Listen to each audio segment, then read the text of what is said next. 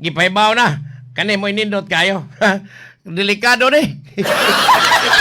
Dahil taga Dumanog o taga 7th District nga murag kulbaan ani apil na taga Sugbo nga mga kongresistang giingong nakapaldo. Mao ba? Unya Soybes gipaibaw na sa bagong Senate Blue Ribbon Committee Chairperson si Attorney Senadora Pagyod Pia Cayetano. Katong Bia. Kaya may bagong chairman sa Senate Blue Ribbon Committee nga unya Soybes. Ilan ang ipadayon ang investigasyon sa flood control anomaly nga diin daghang mga kongresistang Cebuano nga nakapaldo. May buntag nimo Pedro. Murag delikado ning inyong gibuhat matay pastilan. Unya sa Huwebes daw, posibleng ipadayon na gyud ay kadaghan.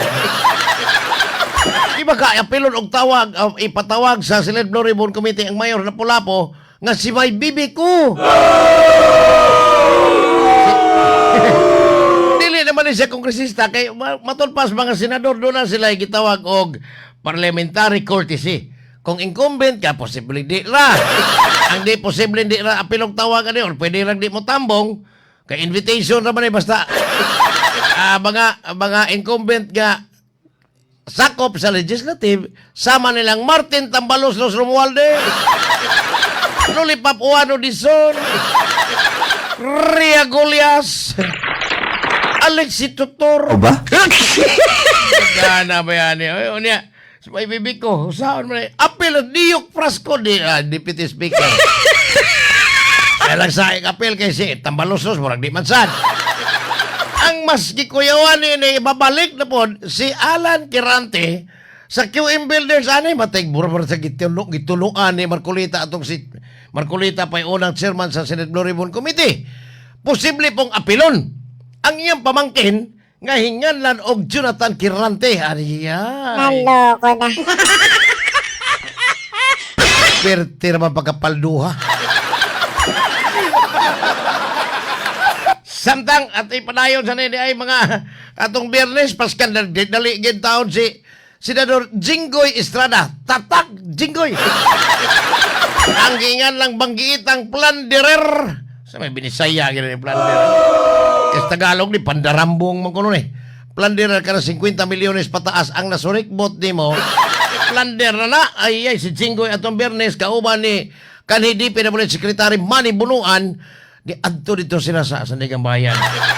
Matapadia rin bunuan sa tong kwarta. Loko na. Nipiyansa og tag 90,000 ang duha sa Sandigan Bayan second division kay duha man ay kakaso napay 5th division ni ini. Human mo gawas ang mga warrant of arrest sa 5 ka mga kiha og kasong pagpangawkaw ubo sa Republic Act 3019 kining Republic kining Anti-Graft and Corrupt Practices naa sa second division sa Sandigan Bayan. Nipiyansa si Jinggoy 90,000, ingon man si Secretary Manny Bunuan og laing tulo ka mga kanhi DPWH officials nga taga National Capital Region. Ang 5th Division nga mo nagmuhandol sa ilahang husay sa kasong plunder ni Jinggoy og ni Bunuan wa pa mo gawas og warrant of arrest. Din kani giingong wa ni piyansa din si Jinggoy agoy. Giandaman naghigdaanan ni Bong Revilla dito sa Quezon City Jail sa may payatas. Kakusa, magandang umaga ninyong dalawa. Uyawa! Pawa! Mao na diha. Kaubo na. Sa kakusa, magandang umaga ninyong dalawa. Ita Jinggoy ay. Panay, pasig karong adlaw pagawa sa punan sa Sandigan Bayan aning 5th Division para sa kasong plunder nila, diskuido sila. Unya karong adlaw po di ay. Karong adlaw mao deadline sa napo ka adlaw nga gitagal sa Senate Impeachment Court alang sa pagtuwag sa mga pasangil, upat ka mga pamasangil ni Vice President Sara Duterte. Kini may tungod sa impeachment articles of impeachment nga tuwa na ron sa Senado nga gibanabanang 1 Hulyo primerong semana sa Hulyo magsugod yun ang trial kabayan sa gingong gisurikbot ng 612 million na intelligence o confidential funds. Ang kang bangag o kang tambaloslos nga binalita apil ng ang saldi ko maoywa na klaro. Ay. Nindot ni kay ingon ang abogado ni Vice President Sara nga si Attorney Michael Pua. Pero puti on ito na. Ingon siya nga kuang kono. Wa pa ka posibleng pa-email ra ang ilang tubag. Karon na ko to malasitis gabi man ang deadline. Og dili gani hato nila personal. Hatod basta walay gubat sa Senadong Naas Robin Padilla nga moingog force majeure. Okay. Pero pastang di malasa ni kaning bagong NBI director nga si Attorney Melvin Matibag. Melvin, pastang. Sige malaning. Sige malaning ate. Gapon gisupalpal sa ni Senador Ping Lacson. Kay matud pa ni NBI Director Melvin Matibag nga ang tanan ko ng posible nga taguanan or taguan ni Senador Bato de la Rosa nga karon nagsigig tago ilang bato. Ba? Ilang supinaan apil na gani ang asawa ni Senador Bato de la Rosa nga si Nancy de la Rosa. Ilang iya ko nung supinaan aron patubagon. Hay magir bato. Pagkaibaw ni Senador Ping Lacson giingon nga mo na tinapulan nga trabaho ni Melvin Matibag nga way kalibutan ug sa intelligence work. Sa lakton pagkaistorya si Melvin Matibag ni kalit og sumo ka ng maong lugar nga wasay kalibutan ug sa trabahoon. Malasa. Hinungdan nga kaghapon giilad iyang gipadakop tong nangilad na sa NBI nga na diri Senador Bato sir. Man ay tinuod ay gipadakop na nangilad ka na mo ha? Hello ko na. Nangilad ay. Samtang si Governor Pambari 4 kani may balita ni. Si Governor Pambari 4 ato Sabado di atos Islas Bantayan. Tulog ka mga lungsod maning Islas Bantayan ang Santa Fe, Madridijos og ang Bantayan mismo. Pertin lipayas mga una ang mga mananagat itong lihangom ni Governor Pambari 4 pertin itong lipaya nga nagsuwat sila kaugalingon nilang suwat ha diya sa gipapilit sa kahoy katong mga sako. We love you Governor Pam. Mastang okay ha. Okay kayo okay. Ipangga ka na mo Governor Pam.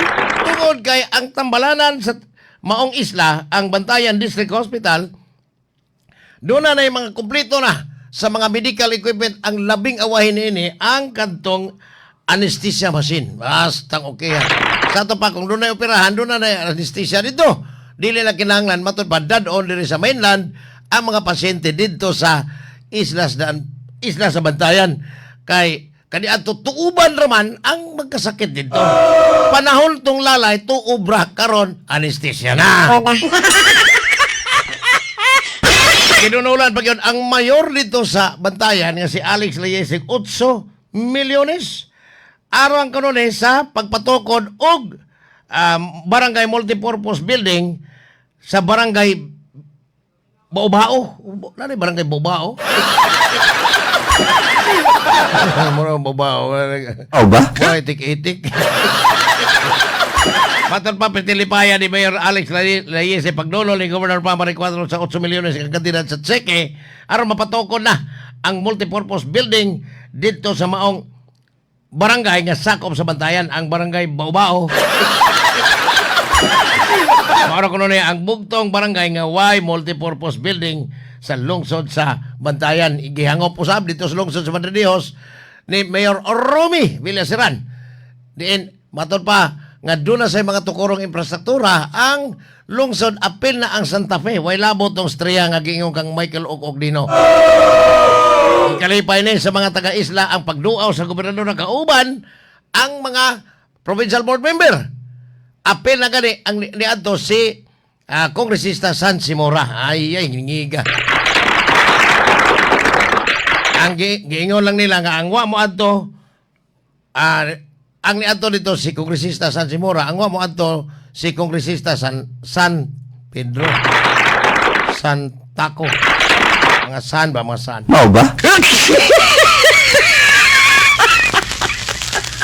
kalipay ni sa mga board members, apil na gani ang board member nga taga San Fernando nga si Ninit Riloya kani kuyog manini, murag kuyog na gani sila.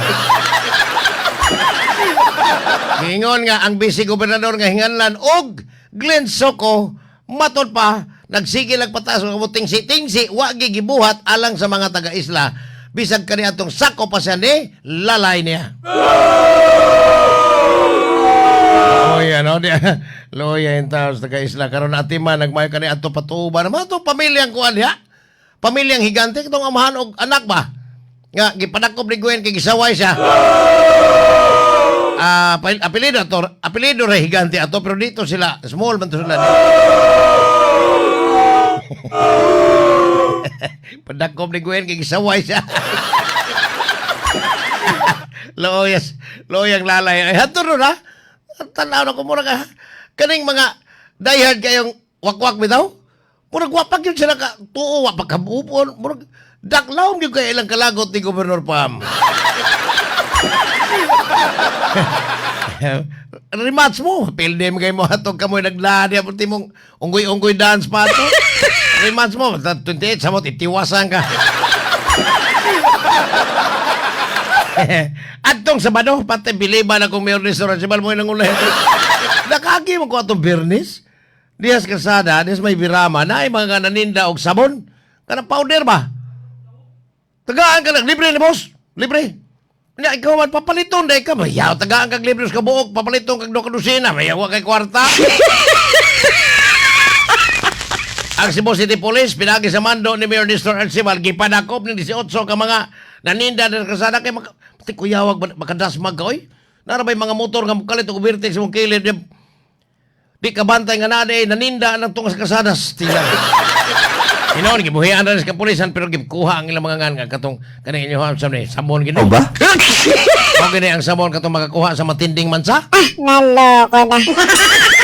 Mayroon din na mamalik kay dam to pugsa na ila mati binuang mo tong kalakiha. Mayroon po oy gipadakop diyan ni tabo ang pagpanakop diyan sa may GY Square sa Lahog. Diyan ang katong mga naninda das mga pulis i-turn over ngadto sa Mabulo Police Station. Unya posibleng gibuhian na ni sa bantay mo meninda mo usab ha. Doon ay ningon nga shampoo na po ibalik ako usab shampoo. Ay nang sabon. Antong ni aging Biyernes, sikisi na yun ang Pig Producers Federation of the Philippines. Then ang atong na-interview nini ang ilang presidente nga si Engineer Nonon Tambago. Nikisi-kisi na kay gikan sa 54, I think 54, 54 metric tons, gi-quadruple ni abot ang tag 200 ka metriko tonelada ang usa ang matag importer og karning baboy. Kisi-kisi sila kay nagsubra naman ang baboy. Nganong dugangan pa man ang importation. Kining gobyerno daghang kay naglumalang mga sa kung pagsabot kuanggol. O ba? Una wa nila surveya ang ground nini bisag din Cebu pwede na naghanap pagkabratos baboy.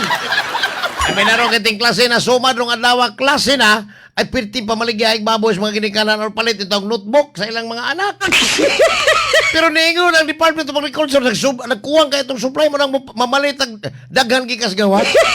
Balikan ko ni Gisgo to niya kay hinanggaw ni kining gobyerno daghan kaing kuanggol nga dumala. O niya, instead nga ang Department of Agriculture Secretary nga si Francisco Laurel Chud Jr. mo daig sa mga Pilipinos nga mga mag-uuma ang Japan na noon ang iyang gidaig mo. So, biliban ako Japan. Ay, Naloko na. bilib talaga ako sa Japan. Laging nagkakagot ang ipon. Matod pa ni Joe Laurel, ang sekretary nga ang Japan kuno doon na di ay kapasidad. Doon na sila kanang makina nga mo reserve sa bugas sumay sud sa 5 ka tuig samtang lang atong bugas kuno ni sud na 30 ka adlaw mao nay pinagkataas nga pag-reserve sa atong bugas na dito ma-reserve nyo gakakuwang magka. Yang kuang kuno nga matod pa ang Japan kuno mo gidaig ng mayog burgi atik magilulugan. Ang Japan kuno mo labing maayong partner sa importation pag-export sa Pilipinas, sa pag-export og mga saging og ang pumelo katong mga takoy bang buongon. Kaya nagtuo tingali si Francisco Cho Laurel Jr. nga mga hapon kusukuno kay mga og saging kay basin sa ipagtuong mga kaliwat ting mga onggoy. Okay na. O niya totoo ako rin balik ang isyu ha kay magutan ta sa mga hingtungdan ani atong hinabion o ikaman ato ning sigutan ning hinanggaw nga gobyerno nga muday kung may dito sa lain kita wa gyud kahimo nga mas mainlaki maghani mga Pilipino mas mainlaki sa pagkagot sa ngipon siguro ni mga hanggaw